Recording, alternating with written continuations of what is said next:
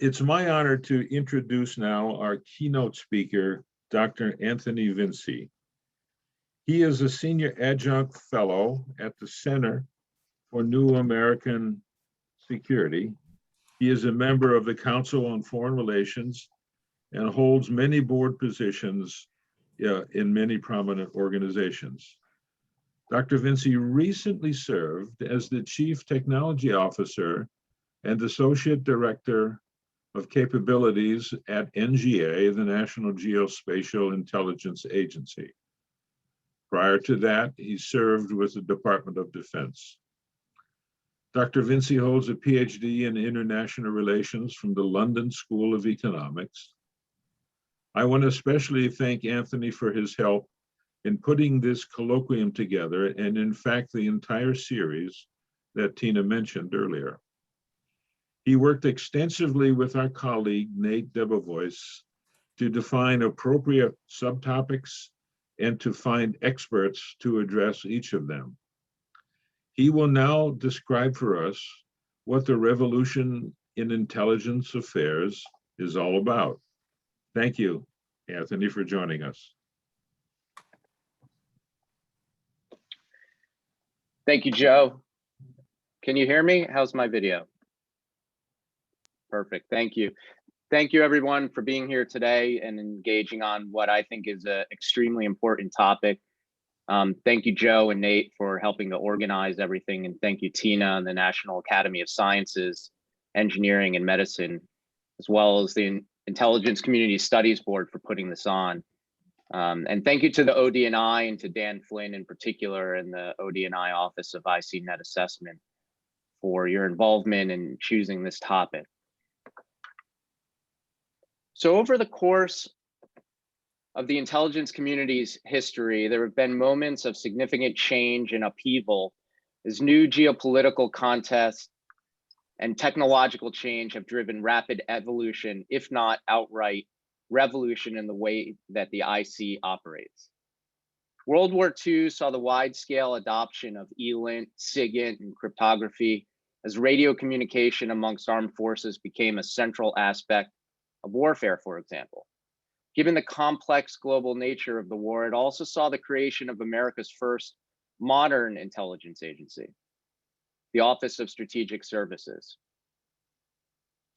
I apologize, but the screen's frozen. Joe, are we still good?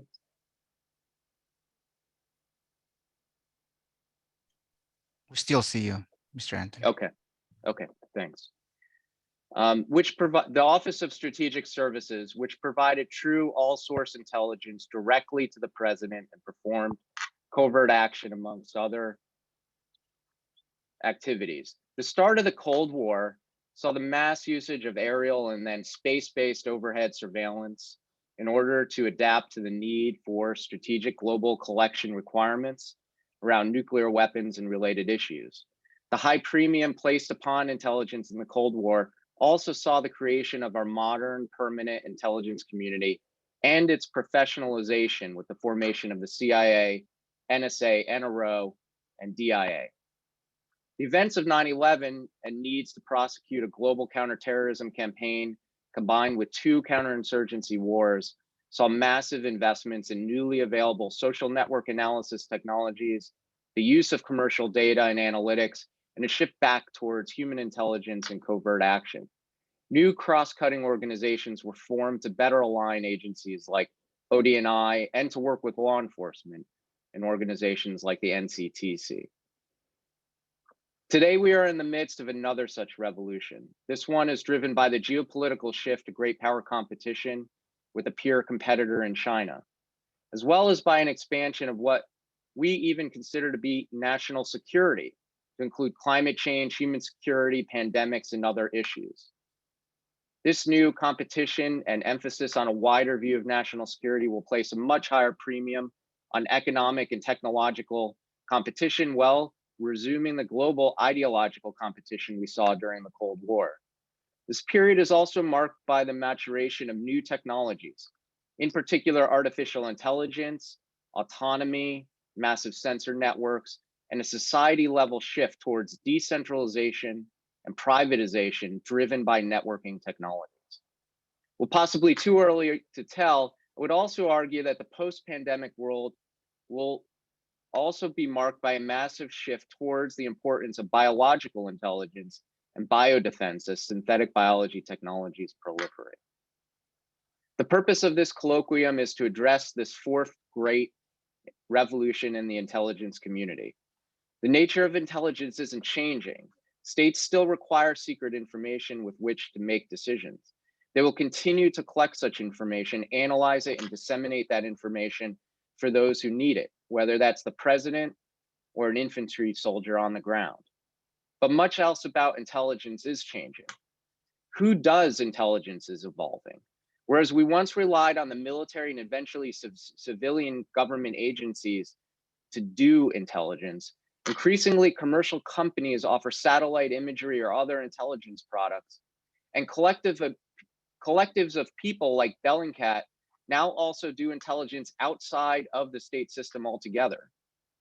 What intelligence covers is expanding as we shift from traditionally focusing almost exclusively on political military issues to more and more focus on economic intelligence, climate change, pandemic, biothreats, and other forms of intelligence. Where we do intelligence is changing, whether that is a new focus on areas ranging from the Arctics to the far side of the moon, or at a literal level as we consider the ability of some parts of the intelligence process to occur while working from home. How intelligence is done is also changing as we shift from relying just on human beings for analysis to increasingly using AI to analyze intelligence.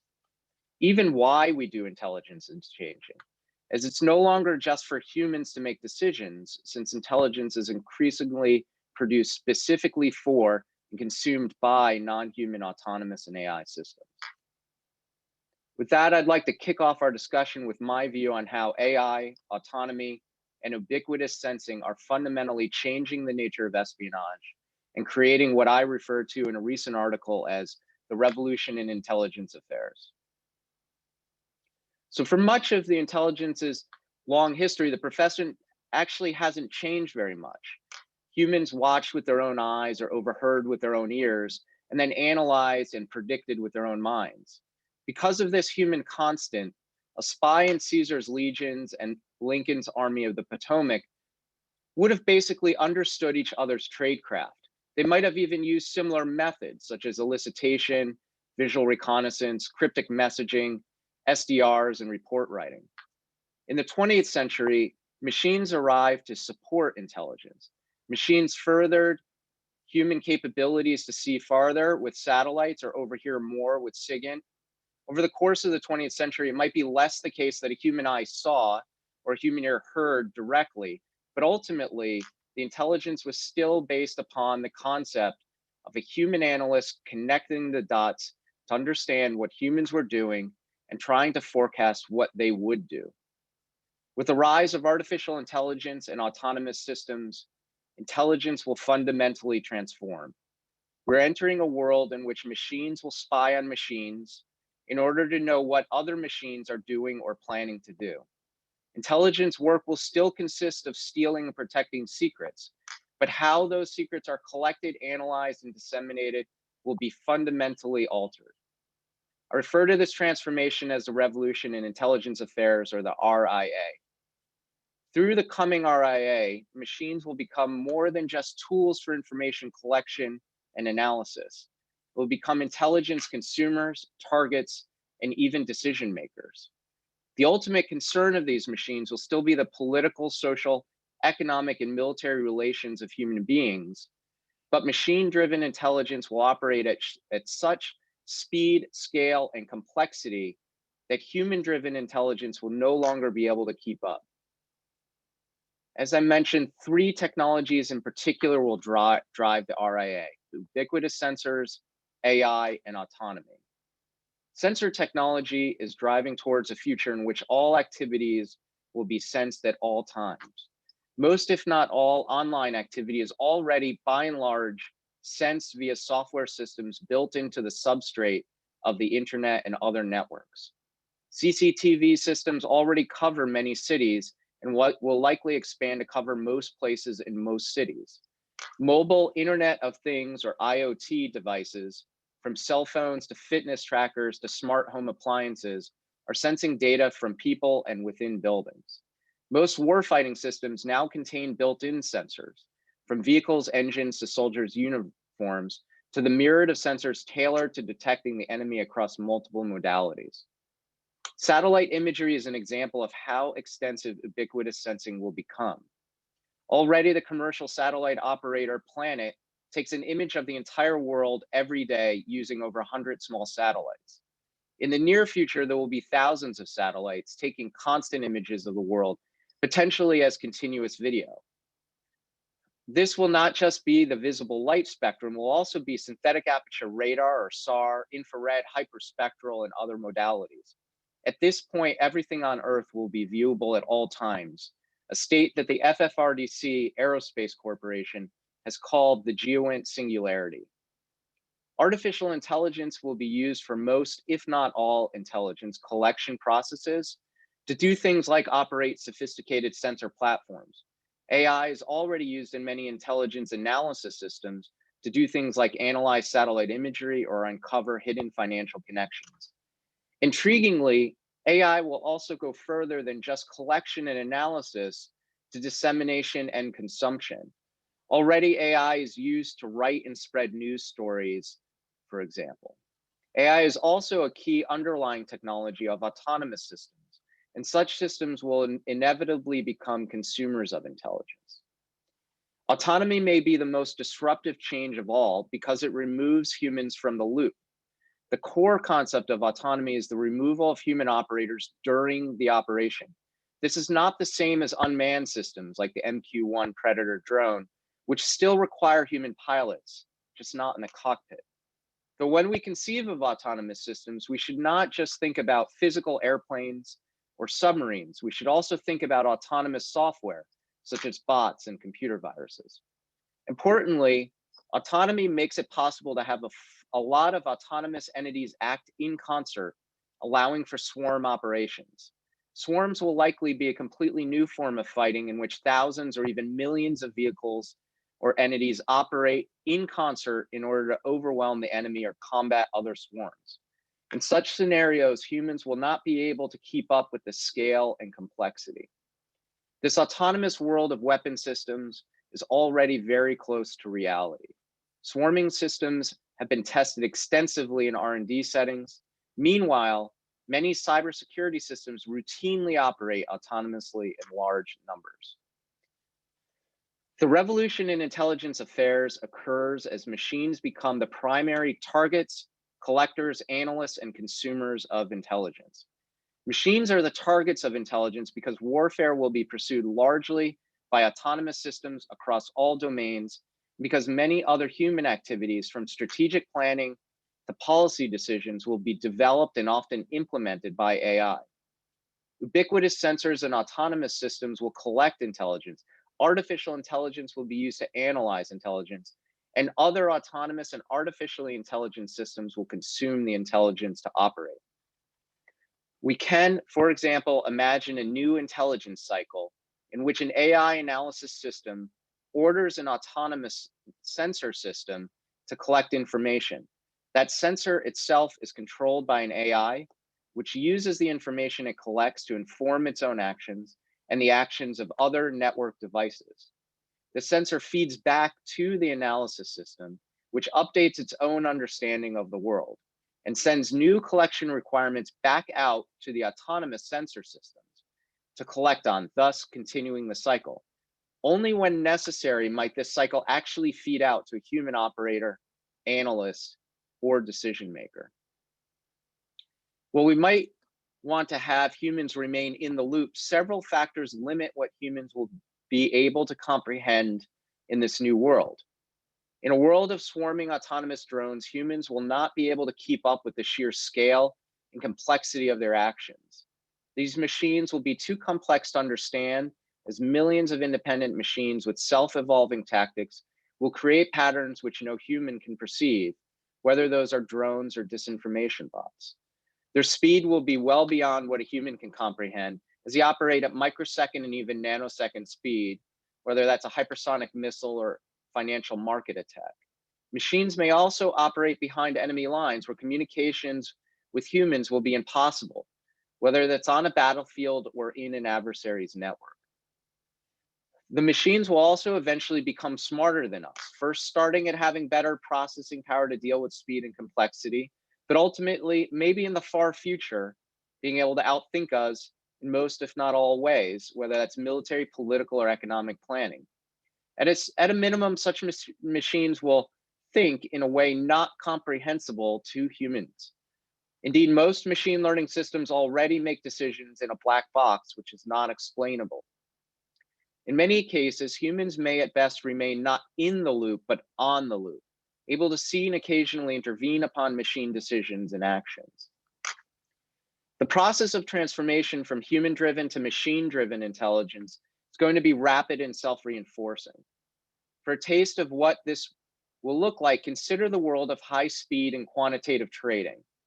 Quantitative trading on the global stock markets is based on the creation of algorithms which sense changes in the marketplace, analyze huge sums of data to make predictions, and then automatically execute trades at speeds in the range of microseconds or faster. Traditional human-centered investment approaches are at a significant disadvantage against such competitors because they are not able to operate at the same speed and scale. Because of this competitive pressure, even the most stalwart investment firms now routinely rely on quantitative trading systems. Within this framework of the revolution in intelligence affairs, we can start to perceive what it will mean for the intelligence community.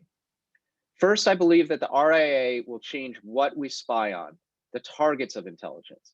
Second, I think it will change how we spy, as each of the functional collection mechanisms, or the INTs, will have to evolve radically. Thirdly, we'll need to evolve how we combat others who are spying on us, or counterintelligence. Finally, we will update the relationship between how humans and machines interact to carry out the intelligence mission.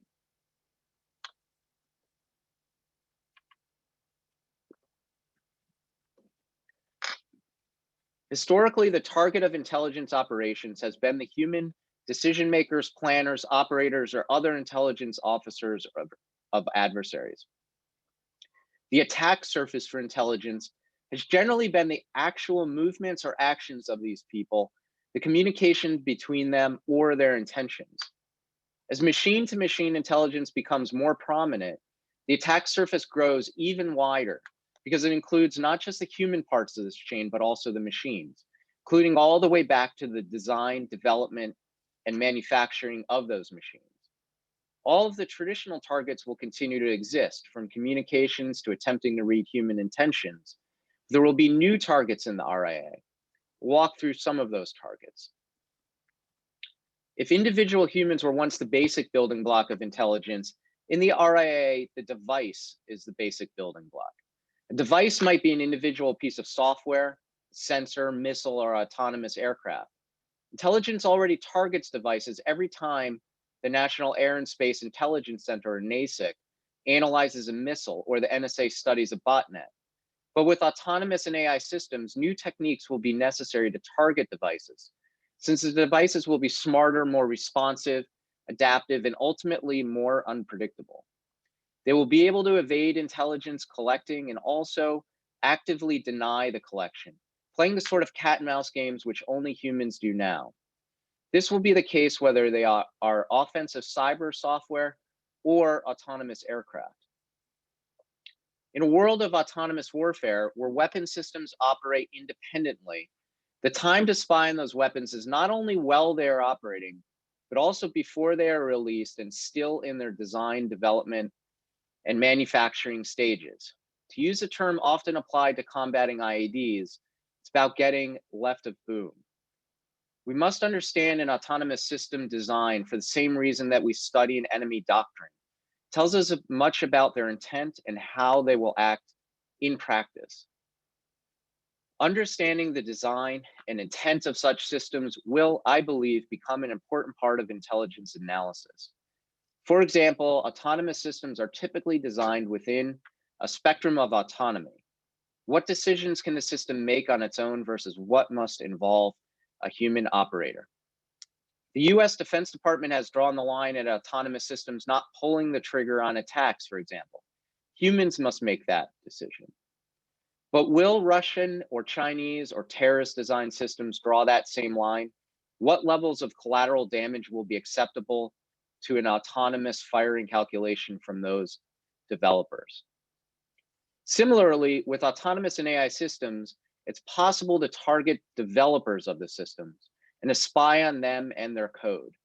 Analysis could reveal if software developers had certain biases. If, for instance, they use training data with certain ethnic or cultural assumptions. It might also be possible to covertly have the system designed in a favorable way by injecting code into the system or otherwise designing in a weakness. Recruiting software developers as sources for intelligence collection and covert operations against such developers should become part and parcel of RIC requirements. Going one step even further left of Bang, intelligence can target the supply chain of components that went into building the system, from design to development to manufacturing and delivery.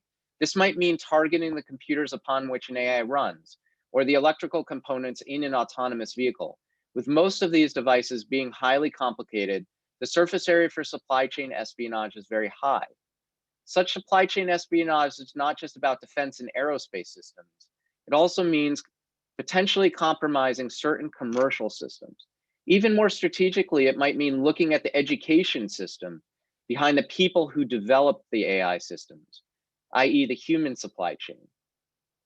While autonomous systems may operate alone at times, they will always interface with humans at some point.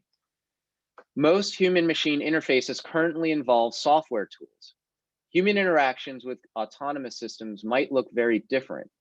For example, it might look like how we communicate with other humans, such as a special operations soldier verbally telling an autonomous pack mule robot to go over that hill and wait for me. Or an animalist saying to an AI, tell me what the Chinese are doing on an island. Or it might just mean a technician writing a new Python script. At a more strategic level, the nature of how decision makers will work with autonomous systems may change radically. For example, in a recent RAND report on AI and deterrence, the key decisions being made were about whether to order autonomous systems to go, quote unquote, full auto or not. In such a scenario, it's incumbent upon an intelligence agency to understand what exactly full auto means and how it will be used operationally.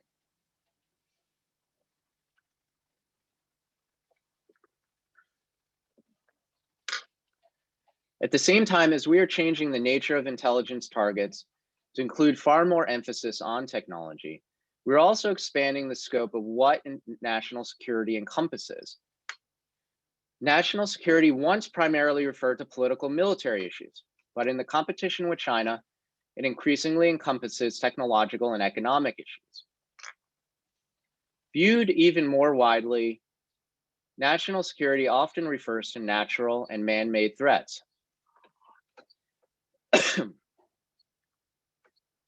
And the world as a whole without being a specific actor involved. For example, the climate crisis and pandemics are highlighting human rights abuses. We might refer to these as natural security issues and human security issues. In today's talk, I will not focus on these wider scope issues per se. However, it's important to note that such dispersed, complex issues will require machine intelligence to be adequately understood. AI will, for example, be central to analyzing climate change in global, continuous fashion.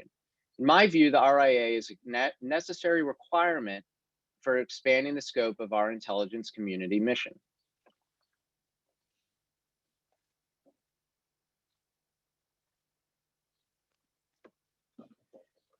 What intelligence does is changing, and therefore we must reassess how we do intelligence. With the RIA, there will be a need to reassess how the various intelligence functions or INTs work and whether the current organizational structure makes sense. I'd like to walk through some of these challenges. Human intelligence or human will still be used. In fact, it will be more important, but targets may change since human will likely now spend much more time spying on the designers, developers, and suppliers of autonomous and AI systems. In a world in which nearly everything is observed by sensors, remembered and analyzed, human will also require radical operational changes. Can there be cover in such a world? If so, it will be radically different than it is today and require new tactics and technology. We're already seeing how this will play out with the ubiquitous technical surveillance issues set in which mass surveillance makes it extremely difficult to operate. Imagine, for example, a city in which every inch of every street and the interior of every building is video and audio monitored using perfect facial, gait, and other recognition technologies. Operating in that environment removes the entire concept of the traditional surveillance detection. It means countering the surveillance using other technical means. Meanwhile, long-term, even present surveillance by such systems, combined with social media and other technologies that are amazing at drawing out patterns, leads to a world in which an entire career might have to be spent in one long cover exercise. Ultimately, human will have to be truly integrated in with signals and geospatial intelligence to be effective. Signals intelligence, or SIGINT, will remain a cornerstone of intelligence collection, since there will continue to be electromagnetic spectrum signatures and communications to track, decipher, and analyze. Autonomous systems and ubiquitous sensors will significantly increase the amount of data. However, to effectively collect on these systems, SIGINT must adapt. Autonomous systems will be radically decentralized and include massive swarms, with each device operating using its own AI. Taking this one step further, each of these systems will have its own cybersecurity, which will take part in its own form of denial and deception. For example,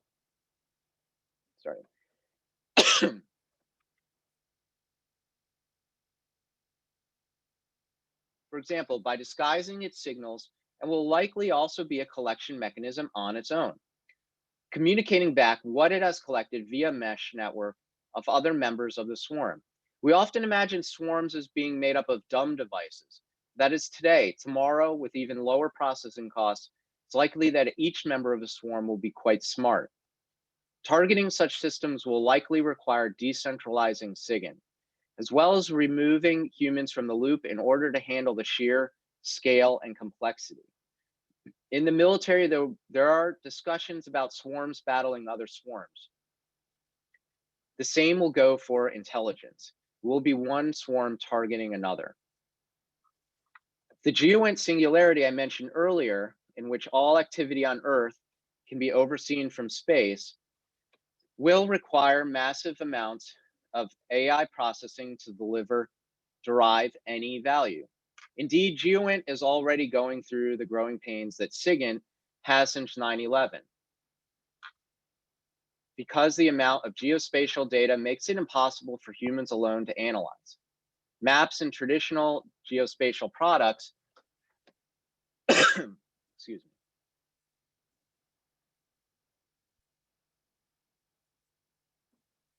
will no longer even make sense due to this complexity, requiring the move to models, direct machine-to-machine inputs and outputs. Even the concept that intelligence is about secret information requires rethinking. Going back as far as the OSS, open source has been seen as a key linchpin of intelligence. New technology is making it even more important, as so much data is collected and made available in open source.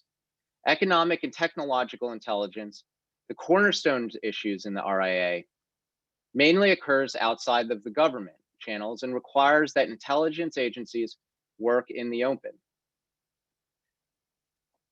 China already sees open source intelligence as the first and most important int. Over time, we may come to see it in the same way. Analysis will also significantly change.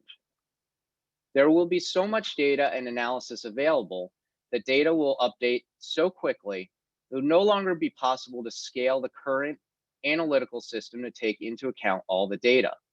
By the time that information makes it into a president's daily brief, the PDB, it may be out of date, or an issue may be too complex to effectively brief. I believe that we must shift the entire concept of what analysis is and how it works. The traditional focus on triaging information, developing tailored reports on specific topics, and making forecasts will no longer capture the issue and support decision maker, any more than reading the morning Wall Street Journal can inform a hedge fund manager on how to trade that day or that microsecond. The inevitable end for analysis is to turn towards streaming data, as well as modeling and simulation. At one end of the spectrum, data will continuously stream into analytical systems and ultimately into autonomous actors. At the other end of the spectrum, as the amount of descriptive data fills out, becomes possible to not just describe a device, object, person, or network, but to model it, and from there to provide a wholly new form of scenario-based intelligence, analysis, and recommendations.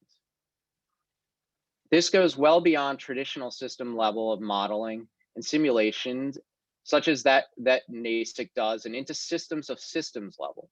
I don't think that we are too far off from a time in which we'll regularly model conflicting military units, systems, or even whole countries, and in which decision makers are shown not a forecast report, but a simulation, upon which they will play out scenarios in order to test their decisions against potential outcomes. This level of capability will require significant new investment. However, the development of the capability is itself part of the geopolitical competition. A MITRE researcher, Jason Brzezinski, who we'll hear from in session 2, has shown indications that China is already going down this road and has developed a concept called parallel intelligence, or parent, and has a growing ecosystem of companies generating these models and simulations. The US should be making these investments as well. China is the pacing threat on modeling and simulation, and we don't even realize it yet. Covert action must also evolve in new and significant ways. At the targeting level, new missions will be required to undermine the design and development of adversaries' autonomous systems, and to influence how they will work and how such systems will be used. One can also ask what covert action on AI systems will look like. Denial and deception of AI systems is possible, and indeed already demonstrated by injecting false data into machine learning systems to convince the systems that something does or does not exist. Additionally, the trust between AI systems can be undermined at the individual or even national level. For example, analyst cadres could be targeted to diminish their trust in their own AI systems, or covert influence campaigns could be used to diminish the desire of private sector engineers to work with the intelligence community to develop AI systems. Maybe the Google employees who rebelled against Project Maven were truly acting because of their ethical view, but it's also easy to see how an adversary might try to influence important groups of scientists and technologists to rebel against working on AI and other problems that are relevant to the IC and to the DoD. Given these changes in the INTs, we must ask if the traditional agency organization along INT lines even makes sense any longer. Electromagnetic information is electromagnetic information, whether it collects photons or electrons, particularly if there's no human ever looking at the raw data. Human will be dependent on the other INTs to work, that separating it out will only leave it open to threats. The split between military and civilian intelligence is limited at best. The civilian infrastructure, such as telecom systems, will be just as fundamental military objectives as military communication systems. Indeed, even the split between open source and classified intelligence requires rethinking. A radical reorganization of intelligence agencies at the level of the Goldwater-Nichols Act is necessary in my view. Just as we saw during the Cold War that the military services needed to be more closely aligned, or more recently that intelligence agencies and law enforcement needed to be better connected. Now I believe we're seeing that intelligence functions must be better aligned, as compartmenting intelligence into different competing organizations was once necessary but is now counterproductive.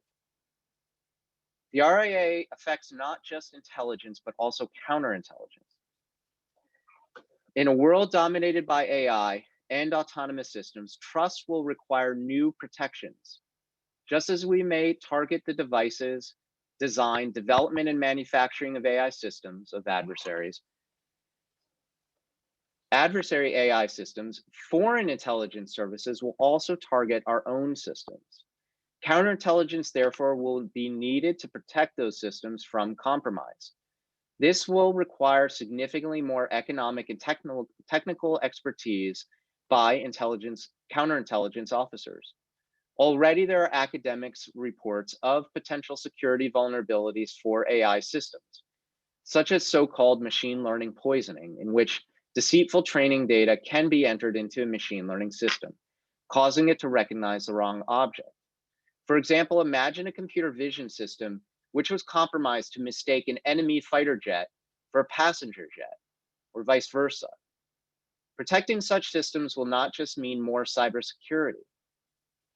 Indeed, I would argue that when it comes to AI systems, vulnerabilities will more resemble disinformation campaigns than they will traditional cybersecurity. It is about what you convince the machine to see as true or not true. These sorts of threats are already real and require defenses. A revolution in intelligence will require a parallel revolution in counterintelligence. More generally, we must consider the role of AI and trust when it comes to human decision-making. Gone will be the days when a president can simply call in the analyst who spotted the missile on the satellite image, or who wrote the paper that predicted the enemy was ready to attack.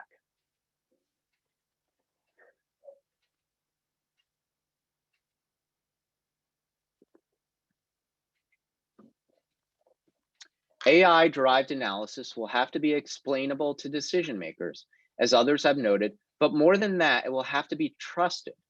Trust in AI will become of immense importance, whether it's trust that the system is working as designed, or trust that the system has not been compromised. The difference between error due to bad programming, limits to a system's capabilities, and malicious intent is irrelevant to the decision maker, particularly when you have adversaries actively trying to assert weakness and error into these systems at earlier and earlier stages in their development. In the past, elaborate bureaucratic systems and counterintelligence offices were designed to ensure trust that intelligence organizations were not compromised and did not make an error. These systems will need to be updated to account for trust in AI.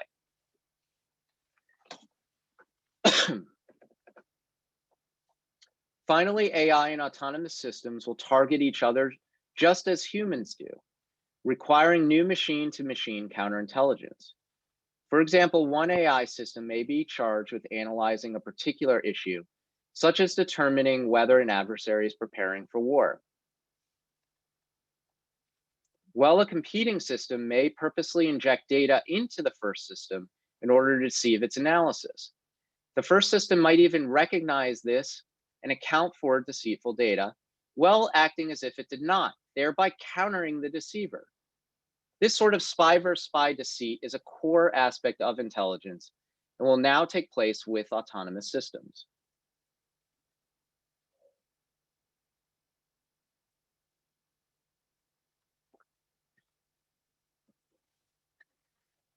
Yet all of this focus on machine versus machine should not lead us to think that humans will be removed from intelligence. In fact, we will remain at the center of intelligence, but our roles will nonetheless change. I see human-machine interactions becoming more similar to centaur chess, in which humans team with computers to play chess and are thereby able to beat supercomputers or other humans. It's the teaming of human intuition, creativity, empathy, and strategic thinking, combined with computers' capabilities to incorporate massive data at speed, scale, and complexity, which will ultimately provide the best intelligence capability. We are already seeing a similar dynamic at hedge funds.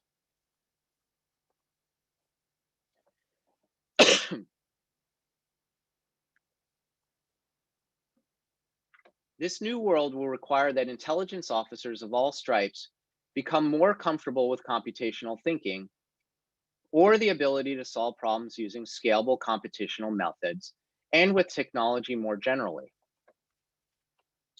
We will still require subject matter experts, whether on culture of a specific country, on economics or military strategy, but these experts will need to be comfortable with data science and related skills. And traditional intelligence officers will be incorporated into the design and development process of these machines. Technology development will no longer be about requirements, processes, and building hardware and software, and then using it.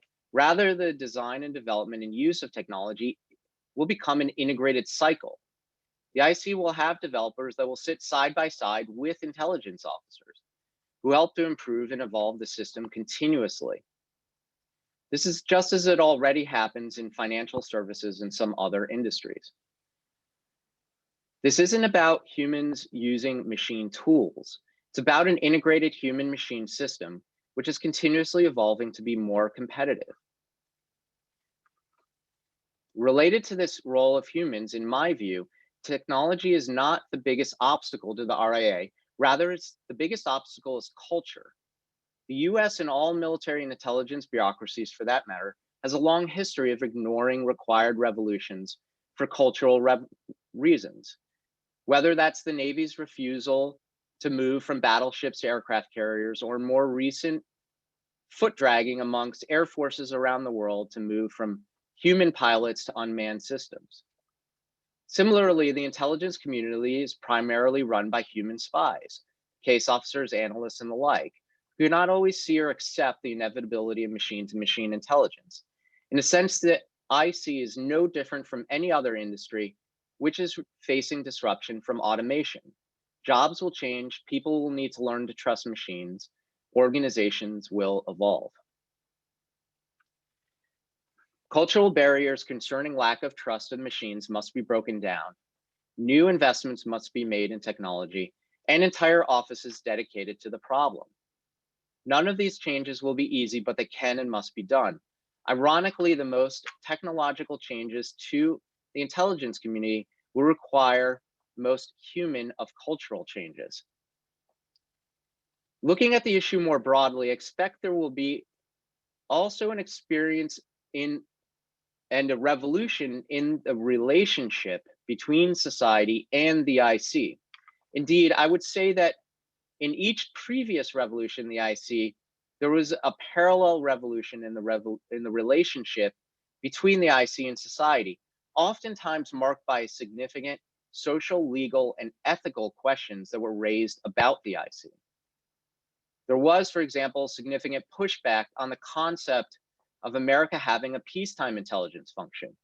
In 1929, Secretary of State Henry Stimson ended State Department funding for the peacetime cryptoanalytic Black Chamber organization, noting later that gentlemen do not read each other's mail. Ultimately, the OSS was similarly disbanded after World War II. After years of expansion by the peacetime intelligence agencies during the Cold War, many abuses were found involving everything from assassinations to illegal spying on civilians. This eventually led to the Church Committee and ultimately to organizational and congressional reforms.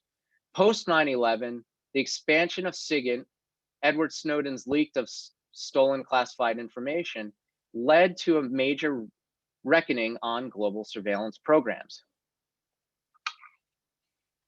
Will the RIA lead to such societal reckoning? Judging from history, it's likely. The nature of what issues exactly are still unclear. As with anything having to do with AI and autonomy, I would suggest there are fundamental questions to ask about the ethical use of such systems. The last thing we want to do is live in a world of totalitarian-like intelligence gathering by soulish machines, resembling present-day China. I personally would not stand for that, nor would anyone on this call, I suspect. Nor would I want to continue the same sort of identity or other social abuses we find in human intelligence in the machine intelligence world either. We have a moral responsibility to continue to make the IC better. But we can do much to address such social, legal, and ethical issues, starting now through studying the issues and putting in place controls. I would present a note of caution. The RIA is important and must occur if we are to continue to defend the nation, but we cannot go into it blindly and naively. We have just as much of a duty to defend our political rights and morality as we do national security. And so we must address these issues in parallel with the far simpler technological and organizational issues. While the RIA is complex and will take years to consider and implement, I would leave on a few recommendations for immediate changes that will help kick off adapting to the RIA. First, I think that IC needs to understand and appreciate the threat better. Science and technology intelligence has languished and narrowed mainly to include only foreign defense technologies. I believe due to an arrogance that the US and will always be seen as the leader on all technologies. Unfortunately, this is no longer the case, and China in particular may regularly lead the US on multiple technology fronts. The IC needs to be in the business of S&TI. This should include creating a center to focus on the issue, which brings together experts from across the IC, creating a whole new series of intelligence collection requirements, particularly around AI and autonomy targets, as I had laid out earlier. Given the most important technology development is commercial, particularly in China, it means getting into the business of economic intelligence. Moreover, it may also mean this information, not just national security information, but also seeing it as national competition more broadly. Second, the IC should recognize that it needs real investment into AI and autonomy. The DoD invested over $200 million last year in the Joint Artificial Intelligence Center alone. Overall department spending will be in the billions in the next few years. While the IC has made some investments, such as augmenting intelligence with machines AIM initiative, something which today's speaker, Dean Soles, was intimately involved in, these have as yet not been at nearly the same level of spending and seriousness as the DoD, in my opinion. IC investments should go into both using AI and autonomy for operations, and in beginning the process of learning to spy on foreign AI systems, and into protecting our own AI and autonomous systems. I would specifically include massive investments into modeling and simulations capabilities with this investment. Thirdly, it's time to reconsider the organization of the IC. Changes at that level won't be easy and it will take years of difficult arguments, but we can begin now through a study focused on the coming revolution in intelligence affairs and recommendations for what a reorganization would look like to make America more competitive with our adversaries. Finally, as I noted, the IC must consider upfront the social, legal, and ethical challenges of the RIA. I recommend that the ODNI set up a specific function to continuously address these issues, beginning alongside the development and implementation of any new technologies and programs. Now is the time to radically rethink and reorganize in order to adapt to the RIA. We shouldn't see this need for change as unusual. The IC has always evolved to meet new challenges. This is the competitive nature of intelligence and national security.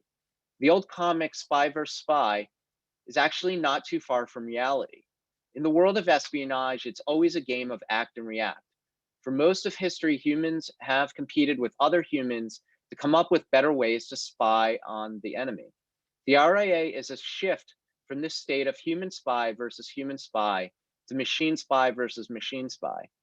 The revolution in intelligence affairs is inevitable as autonomous sensors, systems, and AI proliferate.